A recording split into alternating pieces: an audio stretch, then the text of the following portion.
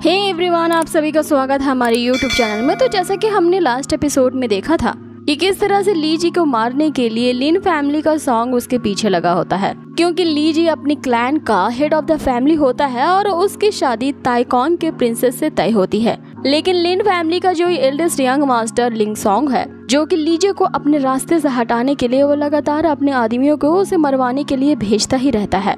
Even जो लीजी की family के सेकंड अंकल होते हैं वो उसे भी ये लालच देते हैं कि अगर तुमने लीजी को मरवाने के लिए मेरी मदद की तो मैं तुम्हें इस पूरे किंगडम का प्रेस्टिजियस फैमिली का ओहदा दूंगा, जिसके तुम हेड ऑफ द फैमिली बनोगे। अब यहीं से एपिसोड की शुरुआत होती है, जहां वो लिंग सॉन्ग लीजी के सेकंड अंकल से मिलने के लिए आया होता है। वो उससे पूछता है कि हमारे वायदे के मुताबिक क्या तुमने उस लीजी को मार डाला है, और उसके मरने से ही मेरा पत्ता साफ होगा और फिर मैं प्रिंसेस से शादी करूंगा। जिस पे अंकल उसे बताता है कि हम इसमें नाकाम रहे क्योंकि लीजी ने उनके रेड टेल स्कॉर्पियन को ही मार डाला है। जिस पे सॉन्ग उसे कहता है कि अब तुम लोगों की बस की बात नहीं है उसे मरवाना, अब अपने ही आदमियों को मुझे भेजना होगा। इसीलिए वो अपने एक बंदे जिसने मास्क पहना होता है वो उससे कहता है कि फेंगयुन वैली में जहाँ से लीजी गुजर रहा है वहाँ उसका रास्ता रोक ले और वहीं पे उसका काम तमाम कर दे, क्योंकि फुयुन सिटी में पहुँचने से पहले वो उसी वैली से गुजरेगा।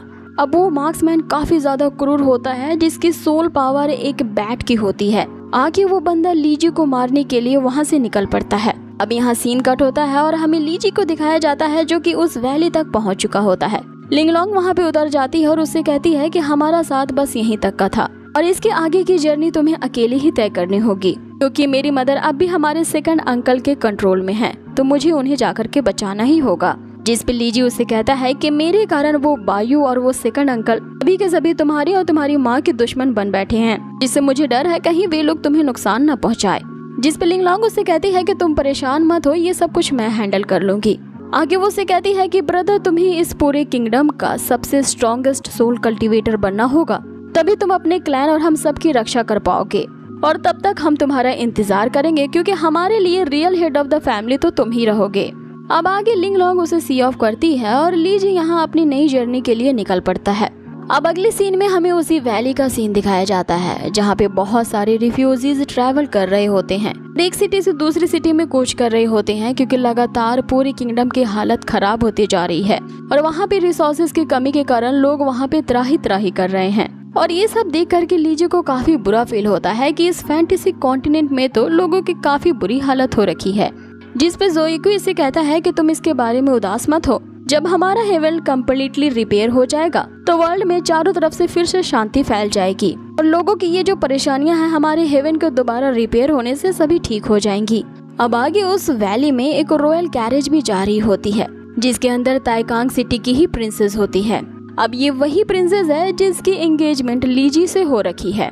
अब प्रिंसेस भी काफी दयालु होती है, लोगों की ऐसी हालत उससे देखी नहीं जाती, इसीलिए वो अपने मिनिस्टर से कहती है कि उनके पास जितना भी खाने का सामान है वो इन सब में बांट दे। जिस पे मिनिस्टर उसे कहता है कि अगर हम ये खाना इन रिफ्यूजीज को दे देते हैं तो अभी हमें ताइकांग सिटी पहुंचने के लिए काफी लंबा समय लगने वाला है, हमारे पास फिर खाने को कुछ नहीं होगा। जिस पे प्रिंसेस उसे कहती है कि ये मत भूलो कि लोगों की सेवा करना और चैरिटी ही हमारी रॉयल फैमिली की परंपरा रही है, इसलिए जैसा मैं कह रही हूँ वैसा ही तुम्हें करना होगा। अब आगे मिनिस्टर को प्रिंसेस की आज्ञा का पालन करना होता है और वो उन सारे खाने की चीजों को उन सभी रिफ्यूजीज में बांट देता है, लेकिन वे लोग इतने ज्यादा भूखे होते हैं कि उस खाने पे टूट पड़ते हैं और आपस में ही लड़ने लगते हैं। में से एक बच्चा ब्रेड को अपनी माँ के पास ले जाता है और कहता है कि वो उसके लिए खाने के लिए कुछ लाया है, जिससे उसकी माँ जो कि काफी ज्यादा वो भी भूखी है फिर भी वो अपने बच्चे को ही इसे खाने के लिए दे देती है। कि तभी एक लालची आदमी वहाँ पे आता है और उनसे कहता है जब तुम दोनों को ही इसकी जरूरत नहीं है तो क्यों ना मैं इसे ले लूं। ये देख करके प्रिंसेस से रहा नहीं जाता और वो मिनिस्टर से कहती है कि जाके इनकी मदद करो। जिस पे मिनिस्टर कहता है कि लोग इतने ज्यादा इस तबाही से परेशान हैं कि इस चीज के लिए वो उनकी मदद नहीं कर सकता, लेकिन फिर भी प्रिंसेस उनकी मदद करने के लिए यहाँ मिनिस्टर को फोर्स करती है। इससे पहले कि मिनिस्टर जा पाता यहाँ पे बीच में लीजी आ जाता है और वो उस ब्रेड को उस आदमी से ले लेता है, ये कहते हुए कि मेरे होते हुए इस तरह की नाइंसाफी तो मैं यहाँ अपने सामने होने नहीं दूंगा। अब आगे लीजी के पास भी लिंगलोंग द्वारा दिया गया काफी खाने का सामान होता है, तो वो अपना सारा सामान उस रिफ्यूजीज में बांट देता है, ये कहते हुए कि मेरे पास बहुत सारा फूड है, सो तुम सभी एक दूसरे से मत फाइट करो। कि वो उस छोटे से लड़के को भी देता है और इवन उस आदमी को भी जा करके देता है जो कि उनका खाना चुरा रहा था। अब इससे सारे रिफ्यूजीज काफी खुश हो जाते हैं और ये सोचने लगते हैं कि अब वो जिंदा ताइकांग सिटी तक पहुंच जाएंगे। क्योंकि रास्ते में उन्हें खाने के लिए जो इतनी सारी चीजें मिल गई हैं। अब आगे लीजी उस आदमी से ये कहते हुए कि दोबारा किसी के खाने को चोरी करने की कोशिश मत करना, चाहे तुम्हें कितनी भी भूख क्यों न लगी हो। अब आगे लीजी वहाँ से आगे चल पड़ता है। तभी हम देखते हैं कि वो लिंग सॉन्ग द्वारा भेजा गया वो एसेसियन लीजी का उस वैली में पीछा कर रहा होता है। अब लीजी की इस दरियादिरी को प्रिंसेस काफी निहार रही होती है, जिसपे लीजी के थोड़ी दूर पहुंचने के बाद जायोकी उसे कहता है उस गैरेज के अंदर एक ब्यूटीफुल सी लड़की थी जो तुम्हें निहार रही थी, जिसपे लीजी उसे कहता है कि जायोकी अब इसकी आदत डाल लो, क्योंकि तुम्हारे मास्टर का फेस कट ऐसा है कि सारी लड़कियां तुम्हारे मास्टर के पीछे आएंगी, क्योंकि वैसे भी वो अपने कॉलेज में एक ऐसा पॉपुलर स्टूडेंट रहा है। यहाँ की सारी लड़कियां उसकी फैन थी और वो सभी मुझे अपना बॉयफ्रेंड बनाने के लिए लव लेटर दिया करती थी। कि इतने में ही वो मार्क्समैन वाला एसेसियन वहाँ पे आ धमकता है, जो कि इतनी देर से लीजी का पीछा कर रहा होता है, जिसपे जायोकी लीजी को बताता है कि ये वही है जो पूरे रास्ते हमारा पीछा करते आ रहा है। जिसपे लीजी उसे कहता है कि मैं समझ गया, तुम लिन फैमिली से हो ना, और वही सॉन्ग ने तुम्हें भेजा है ना मुझे मारने को। अरे भाई, उसने तो बड़ी गंदी शकल वाले बंदे को मुझे मारने को भेजा है। अब आगे इस बात से वो बंदा चिढ़ जाता है और लीजी पे अटैक कर देता है, लेकिन लीजी उसके अटैक को आसानी से डॉज कर लेता है और अब यहाँ इन दोनों के बीच फाइट शुरू हो जाती है, जिसपे वो बंदा अपनी बैट सोल को रिलीज करता है। इसपे लीजी उसे कहता है कि आ जाओ, क्योंकि अब तक मेरी ईंट ने बैट के खून का मजा नहीं चखा है। अब लीजी उस ईंट को निकाल लेता है और उसके द्वारा किए गए लगातार अटैक्स को वो उसी ब्रिक से ही डिफेंड कर रहा होता है, जिसपे वो बंदा उसे कहता है कि मैंने नहीं सोचा था कि तुम मेरे इतने पावरफुल ब्लो को इतने साधारण से ईंट से ब्लॉक कर दोगे। अब आगे लीजी के सामने उस बंदे का विकराल रूप अपेयर होता है, जिसकी एनर्जी इतनी ज्यादा भीषण होती है कि लीजी को आखिर समझ में नहीं आ रहा होता है कि ये आखिर चीज क्या है। जिसपे जायोकी उसे बताता है कि ये एक स्पिरिट मास्टर है और ये एक 5 स्टार का सोल मास्टर है। आगे वो बंदा अपने स्काई बैट थ्रोन का इस्तेमाल करता है। अब उसके इस अटैक को डिफेंड करने के लिए लीजी अपने ब्रिक को सामने कर देता है और जायोकी से पूछ रहा होता है कि अब आगे हमें क्या करना चाहिए। जिसपे जायोकी उसे बताता है कि तुम्हें बस सेंटर में फोकस करना होगा और इस ब्रिक के अंदर जो उस स्कॉर्पियन की ब्लड स्पिरिट है उसे समन करना होगा, ताकि वो इस बैट के स्पिरिट से डील कर सके। अब आगे लीजी के ऐसा करने से वो बंदा बिल्कुल फ्रीज हो जाता है, जिसके आगे पीछे लीजी घूमने लगता है और उससे कहने लगता है कि मैंने नहीं सोचा था उस स्कॉर्पियन शैडो की जो ब्लड होगी वो किसी चीज को इस तरह से कंट्रोल कर पाएगी, और ये स्किल तो काफी कमाल की है। जिसपे जायोकी उसे बताता है कि तुम इस स्किल का यूज करके अपने दुश्मन को पैरालाइज तक कर सकते हो, क्योंकि उस रेड टेल स्कॉर्पियन की यही खासियत थी जो अब तुम्हारी इस ब्रिक के अंदर भी आ चुकी है।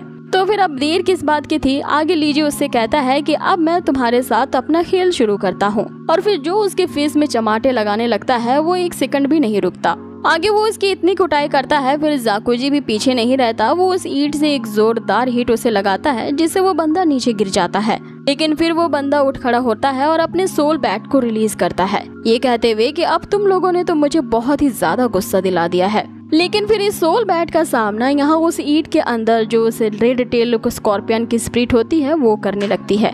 इधर इन दोनों की आपस में स्पिरिट फाइट चल रही होती है और इधर लीजी उस बंदे के साथ मार्शल फाइट कर रहा होता है। लेकिन आगे लीजी वापस से जब उस बंदे को कंट्रोल करने की कोशिश करता है तो वो ऐसा कर नहीं पाता, क्योंकि वो बंदा बहुत पास में आके लीजी को हिट करता है, जिससे वो उस माउंटेन में जाके टकरा जाता है और काफी ज्यादा इंजर्ड हो जाता है। कि तभी वहाँ पे उसकी मदद करने को वही प्रिंसेस पहुँचती है और आगे वो अपने इंस्ट्रूमेंट को प्ले करने लगती है। इससे निकलते हुए लगातार हिट्स उस बंदे को जा लग रही थी, लेकिन वो उसे आसानी से डॉज कर रहा था। अब आगे वो बंदा प्रिंसेस के अटैक्स को लगातार डॉज करते हुए प्रिंसेस पे अटैक करने के लिए आगे बढ़ता है। कि तभी जो लीजी होता है वो अपने उसी कंट्रोलिंग स्किल का यूज करता है और उस बंदे को फ्रीज कर देता है, जिससे वो फिर से वही पोजीशन में जम जाता है और कोई मूवमेंट नहीं कर पाता।